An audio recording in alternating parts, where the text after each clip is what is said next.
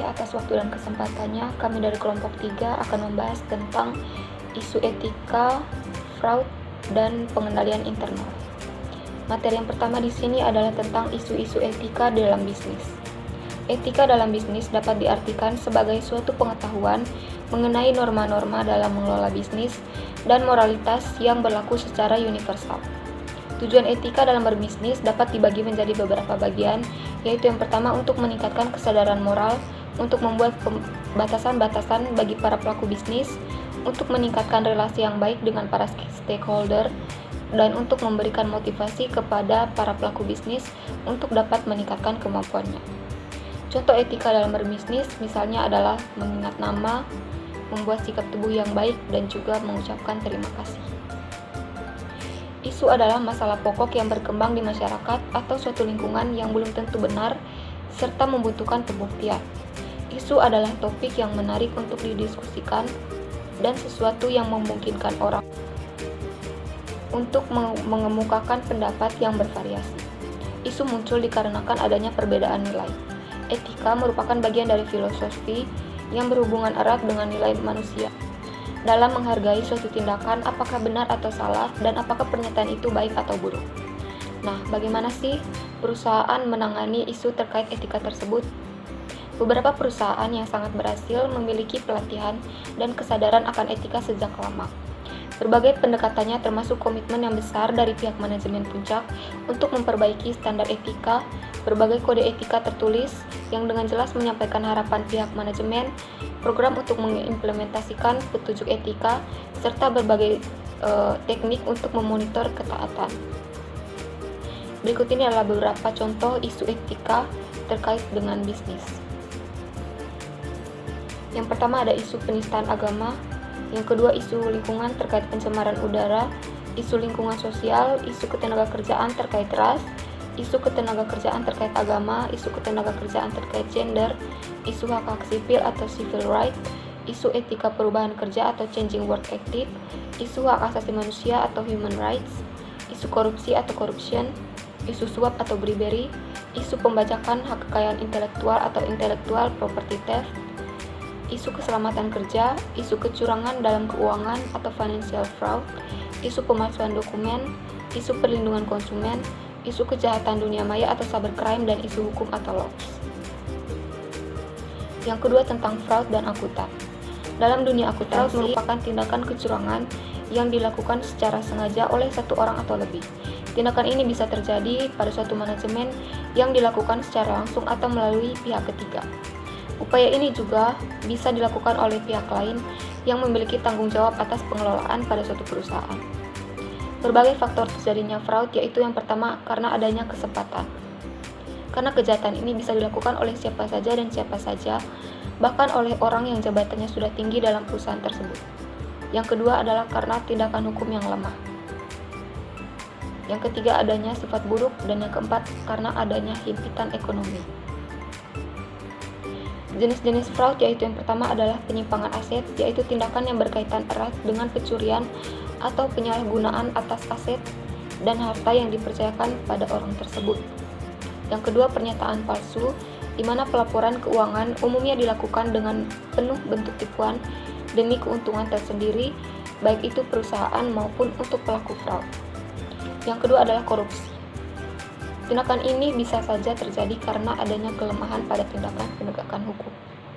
Yang ketiga adalah pencurian data, terutama jika perusahaan tersebut bergerak dalam bidang keuangan, maka data nasabah ini sering sekali dicuri. Yang terakhir ada penggelapan uang. Fraud juga bisa terjadi dalam bentuk penggelapan uang atau data yang dilakukan demi memperkaya diri sendiri. Berikutnya adalah cara mencegah terjadinya fraud. Yang pertama adalah sosialisasi STOP. Anti korupsi suatu perusahaan perlu menyampaikan informasi pentingnya tentang anti korupsi. Kegiatan ini perlu disosialisasikan pada semua karyawan dengan disertai sanksi yang tegas dari perusahaan jika ada karyawan yang berani melakukan korupsi. Hukuman ini harus dilakukan dengan tanpa pandang bulu, baik itu pada pelanggar hukum maupun pelaku korupsi itu sendiri. Sanksi untuk pelaku tindak korupsi ini sebaiknya tidak berhenti hanya pada pemecatan saja, namun harus dibawa hingga ranah hukum.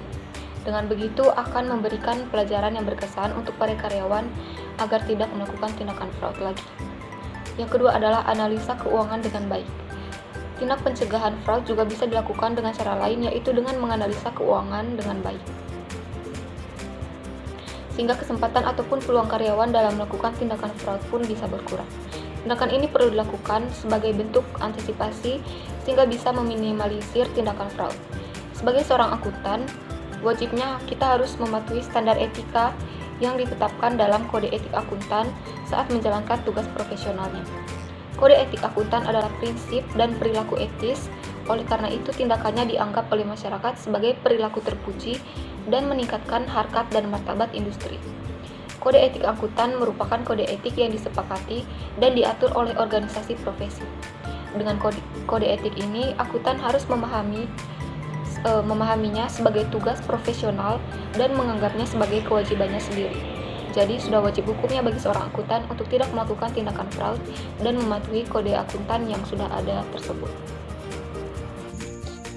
Berikutnya saya akan menjelaskan materi yang ketiga, yakni mengenai konsep dan teknik pengendalian internal. Pengendalian internal merupakan bagian yang sangat penting agar tujuan perusahaan dapat tercapai. Tanpa adanya pengendalian internal, tujuan perusahaan tidak dapat dicapai secara efektif dan efisien. Yang pertama kita lihat pengertian pengendalian internal. Pengendalian internal sendiri merupakan sebuah proses yang diimplementasikan untuk memberikan jaminan yang memenuhi beberapa objek dari pengendalian internal, diantaranya yaitu menjaga aset, menjaga catatan dalam detail yang cukup untuk pelaporan aset perusahaan yang tepat dan akurat, menyediakan informasi yang akurat dan dapat dipercaya, menyiapkan laporan keuangan dengan kriteria yang ditentukan, mendorong dan meningkatkan efisiensi operasional, mendorong ketaatan dalam hal manajerial, dan memenuhi persyaratan dari regulasi dan peraturan yang ada. Yang berikutnya mengenai tujuan pengendalian internal. Tujuan pengendalian internal ada 3, yakni yang pertama tujuan operasi.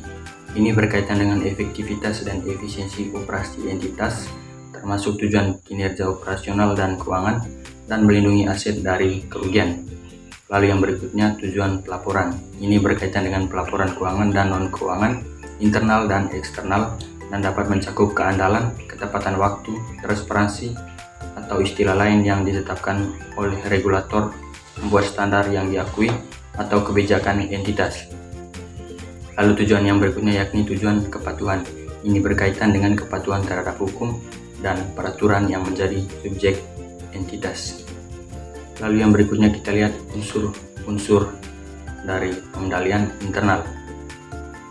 Unsur yang pertama yakni lingkungan pengendalian. Ini berkaitan dengan pembentukan suasana organisasi serta memberi kesadaran tentang perlunya pengendalian bagi suatu organisasi. Lalu unsur yang berikut yakni penilaian risiko. Pengendalian risiko diartikan sebagai kemungkinan bahwa suatu peristiwa akan terjadi dan berdampak negatif terhadap pencapaian tujuan. Penilaian risiko melibatkan proses yang dinamis dan berulang untuk mengidentifikasi dan menilai risiko untuk pencapaian tujuan. Risiko pencapaian tujuan ini dari seluruh entitas dianggap relatif terhadap toleransi risiko yang ditetapkan. Lalu unsur yang ketiga, aktivitas pengendalian. Aktivitas pengendalian adalah kebijakan atau prosedur yang membantu memastikan bahwa arahan manajer dilaksanakan.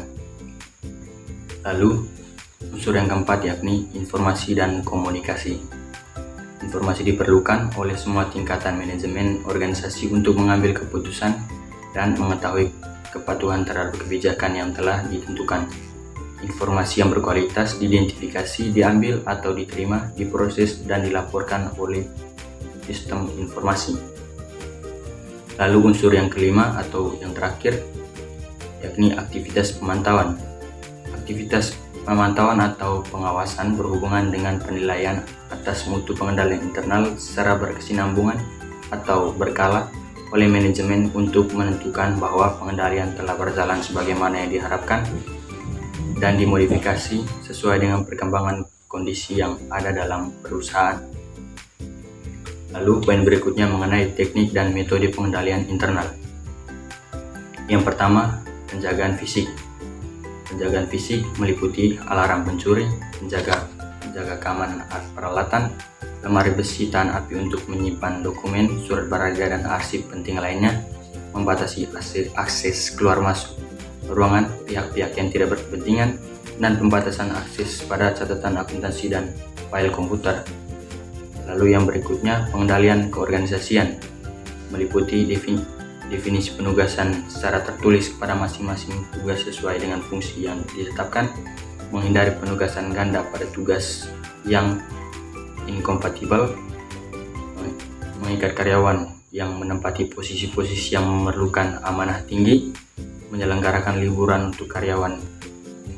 Lalu yang berikutnya, kebijakan akuntansi, yakni meliputi penggunaan metode perpetual untuk mengendalikan inventaris, melaksanakan pemeriksaan fisik secara periodik terhadap inventaris dan peralatan, menggunakan penetapan standar biaya sebagai dasar penganggaran, dan menggunakan perkiraan pengendalian atau kontrol akun.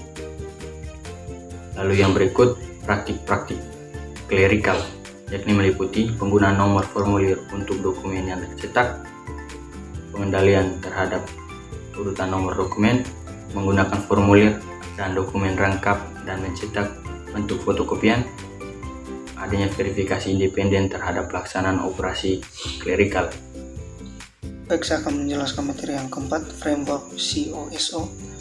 Pada tahun 2004, COSO mengembangkan kembali komponen internal control melalui ERM sehingga menjadi 8 komponen. Berikut adalah 8 komponen framework CSO.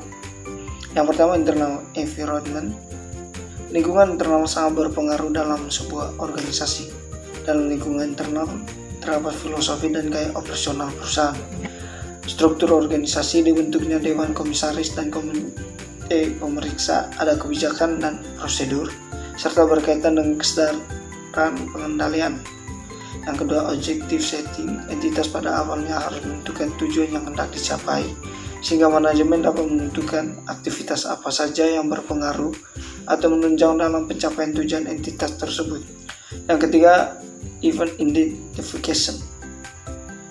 Kejadian internal dan eksternal diidentifikasi, kemudian dibedakan mana yang merupakan peluang dan mana yang merupakan risiko bagi entitas, sehingga nantinya kejadian yang berisiko dapat diminimalisir, sedangkan kejadian yang memiliki peluang dapat dilanjutkan dalam penentuan strategi dan penetapan tujuan entitas. Risk assessment. Risiko dianalisis dengan memperhitungkan apa yang akan terjadi dan bagaimana dampaknya bagi entitas, dan nantinya risiko tersebut dapat dikelola atau diminimalkan sehingga tidak memberikan dampak yang berarti bagi entitas. Yang kelima, risk response. Manajemen memilih respon risiko yang berupa menghindar, menerima, mengurangi, atau mengalihkan risiko, serta mengembangkan suatu kegiatan agar risiko tersebut sesuai dengan toleransi dan risk appetite, sehingga menghindari risiko yang dapat mengganggu aktivitas operasi perusahaan. Yang keenam, kontrol aktivitas. Kebijakan dan prosedur yang ditetapkan oleh entitas untuk mengatur jalannya aktivitas operasi entitas sehingga dapat berjalan lancar dan juga membantu memastikan respon risiko berjalan dengan efektif. Yang ketujuh, information and communication.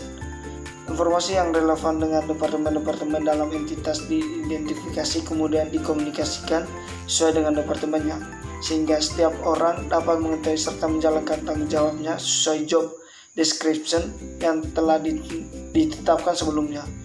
Monitoring. Seluruh proses ERL diawasi secara terus-menerus dengan pengawasan maupun evaluasi agar aktivitas yang dilakukan dapat menunjang tujuan entitas yang telah ditetapkan. Tujuan framework RRM ada 4, yaitu yang pertama strategis, berkaitan dengan tujuan pada jangka panjang yang mendukung dan sejalan dengan visi misi entitas. Yang kedua, operation, berkaitan dengan efektivitas dan efisiensi operasi entitas, termasuk pencapaian kinerja dan profilibilitas entitas. Yang ketiga, reporting, berkaitan dengan efektivitas pelaporan entitas termasuk laporan internal dan eksternal. Yang keempat, compliance, berkaitan dengan kepatuhan entitas terhadap undang-undang dan peraturan yang berlaku. Itu saja dari kelompok kami. Terima kasih.